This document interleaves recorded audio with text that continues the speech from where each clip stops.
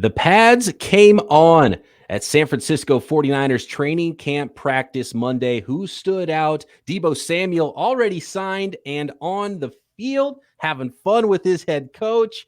Trey Lance notes on a couple of rookies for the San Francisco 49ers as well. Tons to get into on today's episode of Locked On 49ers.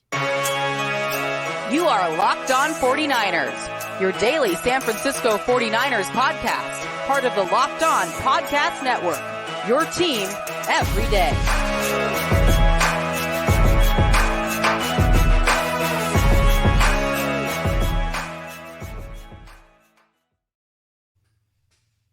Welcome to Locked On 49ers. Brian Peacock and Eric Crocker with you at BD Peacock at Eric_Crocker. Thanks for making Locked On 49ers your first listen and your second listen, maybe your third listen of the day, because we got bonus pods for you here, right here on the Locked On Podcast Network, your team every day. Croc, it is Monday afternoon when we're recording this pod. Hello to you if you're driving to work in your car on Tuesday morning. And this is already our third podcast of the week. Plus, I got two more going with Peacock and Williamson. So I've got a big head start on my podcast this week. I think I might break my personal record. But this is awesome because they're back on the field, including Deebo Samuel. Deebo's back. And I was not expecting this, right? We talked about it a little bit. When he'll practice, I'm like, oh, he's not going to practice. Like, I wouldn't even put him in pads. And then next thing I know, first of all, can we talk about him when he signed his contract? Fresh to death. He had the red suit on with the gold and I don't think I saw that. Did you? Oh, man, he was clean. And one thing I noticed about these Southern dudes, these dudes from the South, and I realized this when I was playing football with them, they can dress. They can dress up like that. Now, sometimes off the field, it's like, I don't know, right? Deebo can. He can dress on and off the field, but they can definitely dress when they dress up and put their suits on and things. And Deebo, he was sharp. But anyways, definitely was a little surprised to see him in pads. And, that was exciting. It felt real. And then obviously, I mean, of course, dude signed. But to see ultimately, the best football player on the team or, top three guy on the team, out there, it made you feel good about where the 49ers are, and definitely a loaded roster. I'm bummed right now. I can't find that outfit that Deebo was wearing. I'll have to look that up after. You go to the 49ers Twitter account, their main Twitter account or whatever. Okay. I mean, it's been a Deebo, I don't even know what to call it. What do you call it when after you win a championship and then they kind of like post a whole bunch of stuff about the championship? Like they kind of keep dragging it out. Oh, yeah. It's like the I know what you're saying. Yeah, but anyways, that's what they're doing. Yeah, that's what they're doing. It's like a whole campaign thing they're doing, which we signed Deebo, and every post by the 49ers is about Deebo Samuel, which I love it. But love seeing him on the field. Love seeing him get involved right away, catching some balls from Trey Lance. Seeing him just laugh and have good time with Kyle Shanahan. There was a scene with them just yucking it up, telling jokes to each other. It was just Kyle and Deebo in the middle of the field, having a good time. So I think that squashes anything with, Deebo might having sore feelings or the team might having sore feelings toward Deebo. Deebo going to sign autographs with the fans calling for him. Everyone was wearing their 19 jersey that had one. It was a really good scene, very positive vibes at training camp with the first day with pads on, getting Deebo there as well. But there's some good and bad that happened in practice that we will cover to finish up the Deebo portion of this segment or this podcast. Further details about Deebo Samuel's contract are in. It's very interesting. There is a little language in there. There is some bump that he can get for being the wide back, for getting those carries, but it's not a ton. So let's go through the details here. Pro Football Talk broke it down. 4 years through 2025. There's a void year on there, so it's not really a 4-year contract. It's a 3-year extension. He was already signed through 2022, so the 3 extra years are 23, 24, 25. There's a 2026 void year just to spread out some of the signing bonus. And the signing bonus was $24 million, 41 fully guaranteed at signing, but starting in April, that's why there was 2 different, and that's why you got to wait for the structure, right? You got to wait for the details because the 58.1 million is what the agent puts out there. 41 million guaranteed at signing.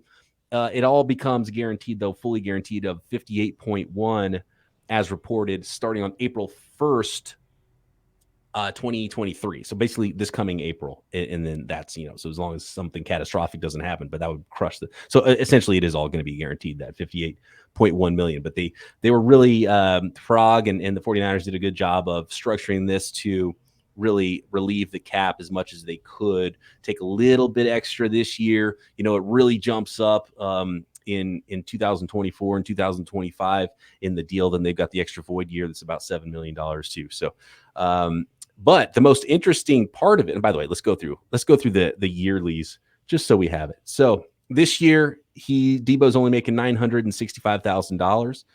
In 2023, Deebo will jump up to $9.1 million next year. Real quick, was he always scheduled to make less than $1 million this year? I felt like I heard it was more than that, but I was still a little confused because typically second rounders, I don't know, the contracts aren't really big the way they're slated. So was he always scheduled to make less than $1 million? Is that the base or is that the salary cap hits? Let me find out. This is from David Lombardi. It says year by year salary cap hits. I'm not sure if that's base salary or salary cap hits in total, but yeah, the void year I know is $7 million. I think that might be base salary that he's talking about. I might have to go look up. I'm gonna double check over the cap really quick here because I'm just kind of looking at tweets right now. But really, the bottom line with Deebo's contract is that it really jumps up in 2024 and 2025, the last 2 years of the deal. Do we have? Okay, here we go. We do have specifics here. And so Deebo's cap, his base salary is $965. That's what David Lombardi was referencing, not his cap number. His cap number is $6.6 million. I think it was going to be $4-ish million. So it did raise up a little bit for total cap number, but his base salary is low. So that means that's what he's going to make this year. Yes, because he's getting the bonus money, but that's prorated, and also with the void year, it's prorated even further. So it's only $7 million basically per year on the prorated bonus to keep that lower so he's got his low base salary of $965, which is basically the minimum, plus the prorated bonus of just around $7 million. And I don't know why the cap number is lower than even his bonus and his base salary. Something's not adding up exactly, but it's something like 6 or 7 million basically for the cap number this year. And it's going to be 7 million again in the void year. So a 3-year extension, spreading the cap over 5 years, essentially is what they're doing there. Cap number for 2023, 9.1 million. Cap number for 2024, 29 million, the highest of the entire contract. And that's the first year they could get out of the deal. And it would still be a ton of dead money, but they could get out of it starting in 2024. And then a $24 million cap hit in 2025. Again, they could get out of it, but, a lot of dead money there as well. So it's structured in a way that I think Deebo, unless something really catastrophic happens, he's going to see the end of this contract with the 49ers, then be a free agent again at the age of 30. That's when you're supposed to buy the big purchases, really with their second contract now. Did I tell you about that? Like, I had the thing when I was with the New York Jets. There was this, like during OTAs, like this 2-hour thing you had to attend for rookies and some second-year players, and you attended it every day, or 4 days a week. You practiced 4 days a week, where the veterans got to go home, and then you did this, and it was like this: everything that you will encounter as a professional athlete, and really as a man in general, they put you through all of those scenarios. They have bunch of people come in, talk to you about, buying a car, etc. And one of those things was don't buy any expensive purchases until your second contract. Don't buy mama a house, don't buy dad, don't buy all these things. Wait till your second contract. But, obviously a lot of guys, they're like, nah, screw that. I'm going to go out there and splurge. So. And the average player doesn't get to the second contract because they only have 3.5-year careers. So they're like, right. And I think that's why they try to tell people, like, don't just blow money like that. They even structure it out, tell you how much to spend, everything. Like, it should be this much on cell phone, this much on your car. And then I felt like they were kind of exaggerating everything, and it was structured to get you through the entire year, because remember, you only get paid, at least I think they changed it now to where you could do a little different, but back then you only got paid during the season. So the 16 weeks during the season, that's when you get paid your game checks. In the off season, you do get this kind of stipend. So like OTAs, I believe for me, who's a rookie, it was like $1,200 a week. And then training camp, it was like $1,700 a week or something like that. And then obviously when the games come, then you get your actual game check, which for some guys, I think minimum would be like $27,000 a week. Which might be why some veterans that have those big paychecks during the season don't like showing up to the offseason program as much because they're not getting handsomely paid for it like they are during the season. Unless they have the workout bonus in there. Now, so I saw some big checks from some guys that had just $200,000 checks lying around because they had that workout bonus in their contract. That's nice, Like, dude. you're Even not the gonna cash $1,200 that? a Like, week. I'll get to it. I mean, I'm sure you weren't too upset about the $1,200 a week at the time, right? No, but I knew I had to move different Yep. than some of the guys I was with. So, we go to the strip club and they'd be like, here, Croc, here's, $3,000 to throw. And I'm like, all right, I'll throw 500 of it. Let me pocket this other 25. Yeah, exactly. Yeah. You pocketed other people's stripper money, Croc. I love Hey, that. man, they gave it to me to throw. I threw some. I'll throw some. I love that. I don't know why that's so funny to me. For those of you watching on YouTube, you can see the contract details from overthecap.com on the screen. And the last bit that we weren't sure about because there was, $71.5 million, but then it could be up to $73 million. So there's a couple of extra $1 million there that we weren't sure where that was going to come from. Well, now we know, according to Adam Schefter.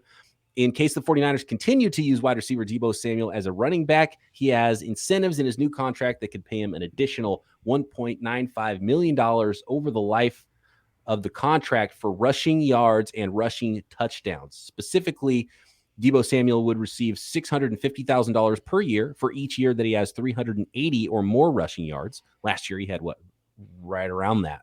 So basically, he would have to have the same season he had last year as a rusher to get that kind of to get that bonus. And it's not even a huge bonus. And then Deebo would earn $150,000 if he scores 3 touchdowns rushing in any one year. And all of those bonuses max out at $650,000 per year, which would be $1.95 million over the life of the contract if he hit all the bonuses in all 3 years of the deal. So it really is set up in a way. And Kyle Shanahan talked about how he's on the same page with Deebo. And I'm sure that page is the same page, Croc, that we've been on, where it's like, use him when you need to, have fun with him, utilize him when you need to go win a football game, but you're not giving him 8 carries a game and running him up the middle because you shouldn't have to do that anyway.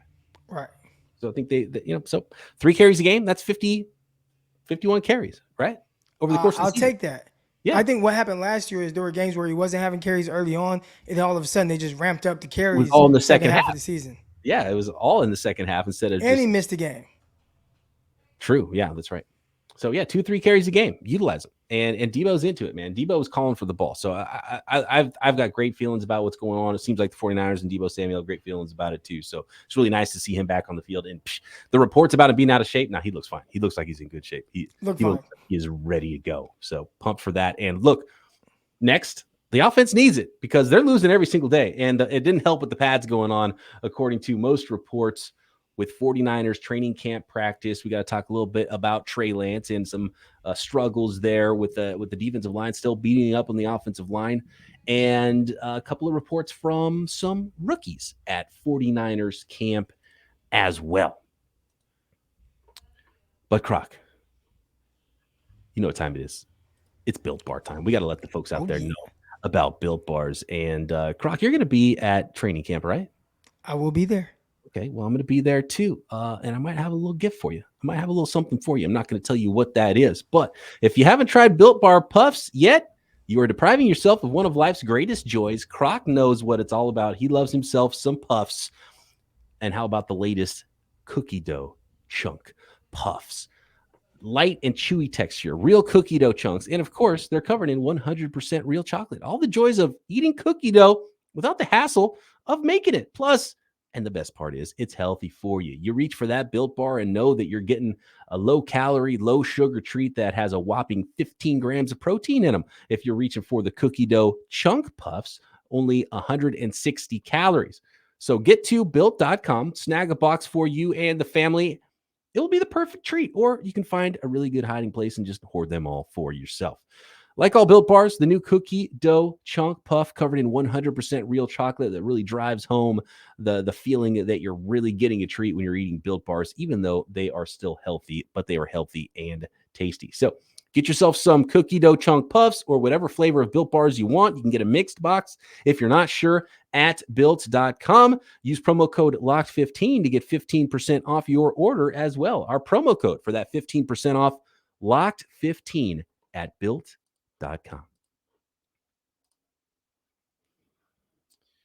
So I was thinking maybe that when the pads went on Monday, that the 49ers offense would strike back a little bit. They'd be able to ground and pound a little bit more, enforce their will. The big men up front be able to get their hands on guys a little bit more and be a little bit more physical, and that would help the offense. But apparently, from all reports, that didn't really help. Although, according to most reports, it looks like, and this has been kind of the same throughout camp, but really when they went a little bit more run game heavy, that Elijah Mitchell's clearly running back one, and it's looking maybe less like a committee than it might have with, a couple of third round backs in there with Elijah Mitchell. Jeff Wilson, I'm still not sure exactly how the 2-3-4 is going to look or who's going to make the roster, but I think it's pretty clear that Elijah Mitchell's RB1 for this team. And I think it's not a 1A, 1B situation either.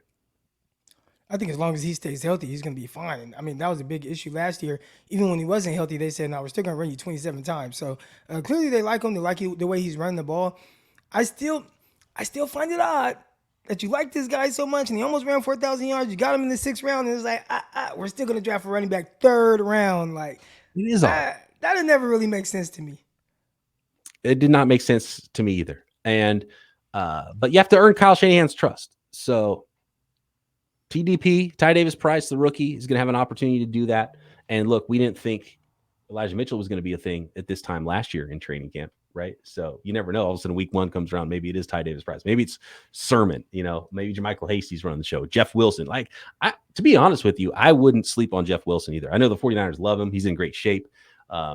He runs hard. So, yeah, it's going to be an interesting split of carries after Elijah Mitchell, but I think it's pretty clear that Elijah Mitchell's running back 1. But Croc, were you disappointed that the offense didn't really strike back once the pads came on, that it was still been a struggle, the offensive line getting beat pretty regularly up front? No, I think as they kind of find that group, especially on the offensive line, because it sounds like that's what's blowing everything up. The O-line can't block Nick Bosa and company. I'm seeing reports that Drake Jackson is looking like all pro, right? Nick Bosa, we know what he is. Like, they literally just cannot block Nick Bosa. So when your offensive line is kind of having those struggles in it, but they're trying to figure it out, who's going to be in there. They got a rookie, Bruford, working there at the right guard position, the kind of musical chairs and other spots in that interior there. So until they really kind of figure out a solid group of offensive linemen, I could see how there will continue to be some inconsistency with the offense. And especially, just the flow of it, the flow of offense when you're struggling to protect at all. And what does that look like with the quarterback behind there that needs, to be able to kind of, decipher exactly what he's seeing? It's like, damn, I ain't got time for that. Yeah, and get your bookends back and playing a full role. So you have Trent Williams on one side, Mike McGlinchey on the other side, and at least know that those guys are going to be solid. And then if you have to go to the rollout game, you can at least run away from the middle of your offensive line and be behind those guys and have Kittle on the outside and do some play action type stuff, some rollout stuff, and know where your strengths are and utilize those strengths. But you're right. I think one of the keys is let's find who the 5 guys are and then build that unit into one cohesive unit up front. So it just seems like there's just 5 bodies up front right now for the 49ers at practice. And that's definitely one of the things I'm going to be keying on when we're at practice this weekend, watching 49ers training camp. And then Trey Lance behind that line continues to struggle. He had that 9 of 11 day, I think, on day 1 of camp. And since then, he's been under 50%, I think almost every practice, according to the last 2, the previous one, he wasn't under 50. Okay. And then the one Monday morning or whenever they practice, I'm all thrown off because I'm Central Time Zone. Yeah. It sounded like he was right around 50%. So. Okay, I saw 5 of 11, so yeah, right around 50%, okay. But still not great. You want to have a higher percentage of completed passes, and I'm struggling to decide what I like better. Would you want him trying to push the ball down the field, make more difficult throws into tighter coverage, and be passing for 50%, or trying to pound it into his head that it's like, look, if it's not there, don't push it, don't throw interceptions, check the ball down and go 9 of 11. Because I almost feel like for a young quarterback, it's harder to get them to take the easy stuff and check it down. And you don't want to get your team in a bad spot, trying to do things that you shouldn't be trying to do. So, but I don't, checking down all summer long isn't going to help really either. Right. And again, does this stem from the pressure that he's under with the defense, right? Just overall, the DBs are playing great. The linebackers in that second level, we know how good they can be. The D line they're getting after, and your offensive line isn't protecting well. Maybe that does start to have you create. I don't want to say create some bad habits, but maybe you're saying, you know what, I'm just gonna try to make throws, even if it's not quite there, because I need to work on these things, and I can't let the fact that there's no pass protection distract me from what it is I'm trying to do. I saw one report where it was like it's damn near a scramble drill because the quarterback is kind of running for his life. The offensive line just is not protecting him. And how much of that do you have to kind of filter through and say, well, maybe he should get the ball out of his hands quicker? But then when he does, and yeah, he was 9 for 11 on that first day, what do you hear from there? Oh, well, there's a lot of checkdowns. So I like him being aggressive. I like him trying to still continue to figure out what he can and can't do. And if the checkdowns and things like that are there come game time and he takes that, I guess that's cool. But I like kind of forcing the issue in practice. Again, in practice. You don't want to create bad habits, but I do like him doing that in practice to try to see what he can and can't get away with. How quick can he process things, or does he have to play it a little bit different? I think this is a good filling out process for him and definitely a good challenge going up against a great defense. And that's why we need to see Trey play against a different defense, because and Trent Williams was basically answered the same question. He's like, look, our defense is that good. So I think that was a simple answer there. And that maybe the 49ers defense is that good. And so seeing him against another defense would help, and seeing that defense against another offense. So we'll get to see that in the group practices or the joint practices with the Vikings, and obviously the preseason games that are coming up as well. But yeah, it's hard to know how bad maybe the offensive line is playing, or Trey Lance is, maybe struggling or developing, or where he's at versus how good the defense is playing. But It sounds like Kyle Shanahan's not worried about it. And if I'm Kyle Shanahan, I wouldn't be, right? And I like to listen to a lot of John Middlecoff and Guy Haberman, and great podcast. Listen to ours first, but I like those guys. Right, yeah. Eventually get to them after your first and second and third listen, right, when we drop these bonus pods. So I like to. If anybody out there, if you just sat in my living room with me and watched a football game with me, I'd say it would be somewhat of a unique experience, just because of the way that I'm analyzing the game, like just how I'm seeing it on a play-to-play basis. I just probably see it different than most of the people that you would watch a game with. And the things that I just notice or call out, the trends that I see throughout games. And I like to listen to John Middlecoff because he's a former scout. So it's not just, and no offense to like anybody else that's watching practices, but I can see he's seeing it through the lens of a scout. Or former scout, right? Because that's what he did for a few years. So just kind of hearing his perspective, and then a guy like Guy Haberman next to him and his perspective, I'm able to kind of piece things together along with everything else that I'm hearing. And that, of course, that's until I get out there later this week, which I'll be at practice Friday and Saturday. But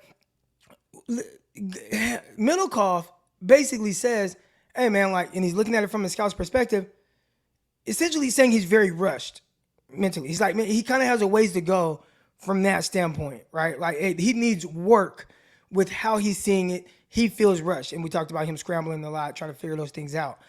If someone had asked the question, well, how's his release? And how's the ball coming out of his hands? And then you hear them talk about that. He was very accurate on the short to intermediate throws. They didn't see any issues with his throwing motion or release or anything like that. He was throwing tight spirals, etc. All those things are good. So when I start to piece things together, what I'm hearing from both of those guys, along with all the other reports, is that he's probably where Kyle Shanahan expected him to be. You're not going to mistake that for Justin Herbert or Joe Burrow or any of these other guys that had these amazing year twos. Kyle Shanahan said, hey, this is a process. We want to continue to see him get better. The players know that they have to lift them up at different times. And I think we're seeing some of those things in practice, as well as still, at the very least, knowing, hey, we're fine. We are okay with where he's at right now, and we can work around those things and continue to build a game plan around it. So I wouldn't be worried or anything like that. Yeah, you would like to see him make different decisions. With he has an interception, I feel like, in almost every practice outside of the first game.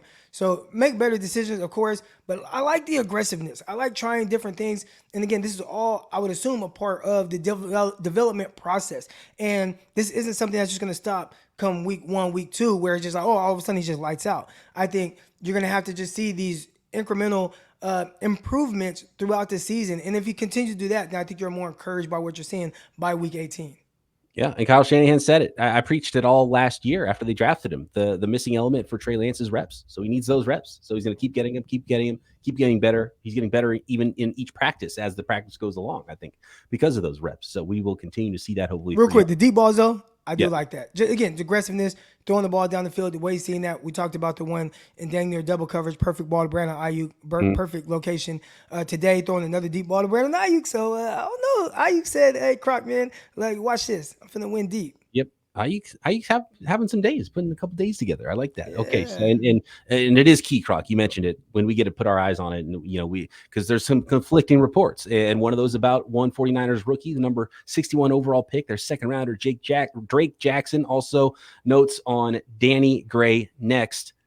But I do want to thank everybody first for making Locked On 49ers your first listen. For your second listen, check out the Peacock and Williamson NFL show. Myself and Matt Williamson, former NFL scout, breaking down the entire league every day here on the network. And of course, Croc with Ryan Tracy, the hosts of Locked On NFL Drafts, doing it every day. Also right here on the network. Croc, what do you think about the conflicting reports? I've seen the most conflicting reports as far as the rookies go on Drake Jackson, because some people see it and they're like, I don't know, I think he's far away, not really seeing him do much. I'm not sure. And then you even hear like some people say, oh man, Drake Jackson's got something about him. He's got some ability and he's going to develop into something, even if he's not, even if it's just rotational guy right away. Samson Abelcom talking about how, he when he gets some more development time, like look out how good he's going to be. And I think part of it is because he's got that some of the ability that you can't teach, but he does need to still be taught some other things. So raw, but has talent. But I don't know who to believe. And that's why I really want to get out to practice myself and watch a full practice of these guys and get a better idea. Then we can tell you what we think, what we see. Because I think Drake Jackson, as far as the rookies go, has been the most conflicting reports about, is he good? Is he not good so far? Yeah, now, I watch drills, and obviously individual drills, you can't take much from that. But it was cool to see like the fluidity of him, the bend. I was able to see all that in one rep. And I'm like, that does look like a DN that moves extremely well, especially when you look at the guy who went the rep before him. I believe it was like, I don't even want to say who it was, but he looked a little much stiffer, a little bit more uptight. And then you watch Drake Jackson go, and you're like, okay, I like the movement skills. Cool. Obviously, without being there and seeing his reps, I don't know exactly how well he's doing, but he went with the ones. So clearly the 49ers are kind of liking the progression of him, kind of where he's at, and he has a great opportunity to be able to play alongside one of the best defensive linemen in the entire NFL. By the way, the 49ers adding a defensive tackle as we suspected and we predicted they would do on yesterday's show, and we heard the news about Maurice Hurst. Akeem Spence, longtime veteran. He's now the second defensive lineman I think the 49ers have that is actually over 300 pounds and could actually play that one technique nose tackle type of role. I don't think he's ever had more than 3 sacks in an NFL season. He's bounced around with a few teams, especially lately. Drafted by the Tampa Bay Buccaneers in 2013, a 4th rounder, and then signed with, I believe it was the Detroit Lions, then played a year with Miami, then a year with Jacksonville, then to Philadelphia the same year, then New England for a year, then Washington for a year. So he really hasn't found a home for a while, but now he's on the San Francisco 49ers and will be a rotational Hold on, real quick. I'll tell you what, you playing that many on that many different teams, you've played in a lot of different schemes. So, that's true. Yeah, excuse me, he should be versatile from that standpoint. But one of those years, he had 3 sacks. 2017, what team was that for? The Detroit Lions. Who's the defensive line coach for the Detroit Lions? Chris Kasseric. So there you go. There's the connection for Akeem Spence, who obviously was still on the street for a reason right now and didn't have a job yet. But the Niners needed some size in there. So I'm not surprised they brought in somebody else that could, give them some reps at nose tackle, especially with Javon Kinlaw was also out of practice on Monday. Croc, the other rookie that we've got to talk about here, and we really haven't heard a peep of positive I mean, I can't think of anybody raving about Danny Gray so far, the third-round wide receiver making plays. And today, hearing reports that it couldn't even get off the line of scrimmage against press. Receiver is one of the harder positions to transition to the NFL in. I just remember seeing my teammates and they're just walking around with these flashcards, just trying to learn in the offense. And I understand Kyle Shanahan's offense can be extremely difficult, especially on the receivers. I've heard about Deebo Samuel and some of his early struggles with being able to grasp the playbook. Same with Brandon Ayuk, trying to work through that and figure it out, right? It's a tough offense to learn. So maybe Danny Gray is dealing with some of that, and and what that does the most is it has you thinking while you're playing. And if you're thinking while trying to run routes and read a defense and all that, you're not going to play as fast as you potentially can. So that can definitely have a guy struggle. Now, one-on-ones, we heard he couldn't get off the ball against Jimmy Ward. Now, that's just a rep, right? That's just Jimmy Ward versus you. And like damn, Jimmy Ward's just better than me on that rep. Yeah. I will say, and so that was me giving him the benefit of the doubt of, hey, there's this learning curve in this process, and he has to learn that. I also will say that a lot of what we're hearing so far, and I don't want to do the whole confirmation bias type stuff, but it aligns with what I thought of him coming out of college. And you and I, before we got on the air, we kind of talked about different things. And it's like, well, if you were looking for this, why didn't you go with this different guy? So Danny Gray drafted to be a speedster. Danny Gray drafted to be a guy who can, at the very least right now, be able to stretch the defense and bring a different element that the 49ers just don't have, of just pure speed. He ran a 4.33. I did not think that he played to that speed. Again, if you watch highlights, you see it. But what I saw on a consistent basis was not that. I thought he struggled to use the threat of his speed. Again, you can hear a lot of these breakdowns after the draft when we talked about Danny Gray. But I thought he struggled to use the threat of his speed to the point where cornerbacks played him more like he was a 4.5 guy as opposed to somebody that ran a 4.33, where they're kind of sitting on his routes, playing the underneath shoulder. And typically, you don't see that type of, you see a little bit more panic when a guy has this real blazing type speed. And I thought that was something he was really going to have to work on, how to free himself up underneath, how to free himself up at the top of routes. And if he can do it, then yeah, we're talking about somebody that can be tremendous and be a great receiver. But I thought he needed a lot of work with that. And we talked about the Senior Bowl and some of the guys I saw at the Senior Bowl, which including Danny Gray there. And he was not one of the guys that stood out to me, especially a guy who was available at that point, Calvin Austin. If you're looking for someone who's like uses the threat of their speed consistently, what was like Calvin Austin, nobody could run with him at the Senior Bowl. He's winning on the outside. So I know he's smaller, but it's like, well, can he play outside? He's whooping these guys on the outside. He played outside at SMU as well, at Memphis as well. He's, running vertically past guys. He's whooping guys at the line of scrimmage. He's whooping guys in press. He's whooping guys in off. So if you wanted that speedster that really shows the threat of his speed, it was like, well, Calvin Austin is that guy. He's just smaller. Oh, and by the way, he was a return guy as well. So those are one of the things where I see these other guys that I thought at the Senior Bowl, when I got to watch these guys in person, use the threat of their speed more than Danny Gray, who probably had the fastest 40 time out of all those guys. But so far, it sounds like he might be thinking a little bit too much. I'm going to give him the benefit of the doubt and say a lot of processing going on, and eventually he'll work through it and figure that out. Yeah, and not time to worry really with any of the young players, and especially the rookies, because it takes some time. And this is the first week of training camp. And with Danny Gray, first day pads coming on, and just, that's a veteran, like you said, whooping him at the line of scrimmage. And, he's got to learn the nuances of the game. And that's what we talked about with Danny Gray. If he has a runway and Kyle Shanahan can structure some things and scheme some things open where he gets that runway, catch and run, or maybe finds a seam down the field and you can hit him on a deep ball, that's where he's going to probably find success as a rookie, but he had a lot of work to do in the short to intermediate area. So you shouldn't be alarmed if you hear reports about Danny Gray having some trouble with the finer points of playing wide receivers. It takes wide receivers, a couple of years anyway. And it just might take him a little bit of time. Yeah. I definitely wouldn't hit the panic button. To me, the panic comes from, these are all the things I saw pre-draft. So if that's what's really going on, that's the hard part for me. But also, yeah. And it kind of reminds me of last year, you and I talking about Aaron Banks. And how we felt like Aaron Banks we were confused, right, by what they were saying and what the reports were when they drafted him. And then all of a sudden, he just doesn't play at all as a rookie. And it was like, well, that aligned with our evaluation of him. And I think that's what's going on with Danny Gray so far. And again, I have not been there to see him in person. So a lot of times, even with some of these reports, people look at specific things. They follow the ball a lot of times.